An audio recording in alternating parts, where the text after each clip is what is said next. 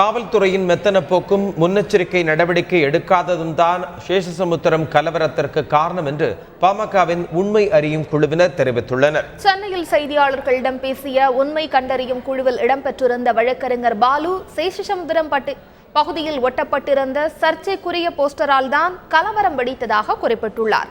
மேலும் காவல்துறையினர் ஒருதலைபட்சமாக செயல்பட்டதன் காரணமாக பொது சொத்துக்கள் சேதப்படுத்தப்பட்டுள்ளதாகவும் அவர் குற்றம் சாட்டியுள்ளார். இச்சம்பவம் தொடர்பாக ஒருதலைபட்சமாக 81 பேர் மீது வழக்கு பதிவு செய்யப்பட்டுள்ளதாகவும் இது தொடர்பாக சிபிஐ விசாரணை நடத்தப்பட வேண்டும் என்றும் அவர் வலியுறுத்தியுள்ளார். காவல்துறையினர் மீது புகார் கொடுத்தால் உடனடியாக நடவடிக்கை எடுக்க வேண்டும் என்றும் வழக்கறிஞர் பாலு குறிப்பிட்டுள்ளார். 15ஆம் தேதி நடைபெற்ற அந்த மொத்த சம்பவத்திற்கும் 3 வழக்குகள் மட்டுமே பதிவு செய்யப்பட்டிருக்கிறது.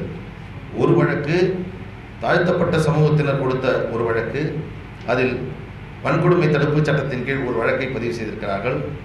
அடுத்து காவலர்கள் தாக்கப்பட்டதாக காவல்துறையினர் தரப்பில் கொடுக்கப்பட்ட ஒரு புகார், அதில் ஒரு வழக்கு காவல்துறை அதிகாரிகளை தாக்கியதாக வழக்கு பதிவு செய்திருக்கிறார்கள். அடுத்து இன்னொரு வழக்கு வருவாய்த்துறை அதிகாரி கொடுத்த வழக்கு, அதில் பொது சொத்தை சேதப்படுத்தியிருக்கிறார்கள் என்று சொல்லக்கூடிய 3 வழக்குகள் ஒரு தரப்பினர் மீது மட்டுமே தாக்கல் செய்யப்பட்டிருக்கிறது.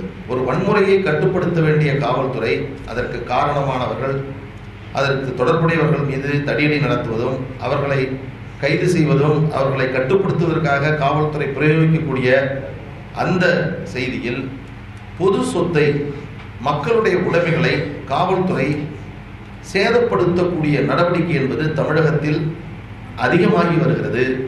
இது உடனடியாக கட்டுப்படுத்தப்பட வேண்டும்.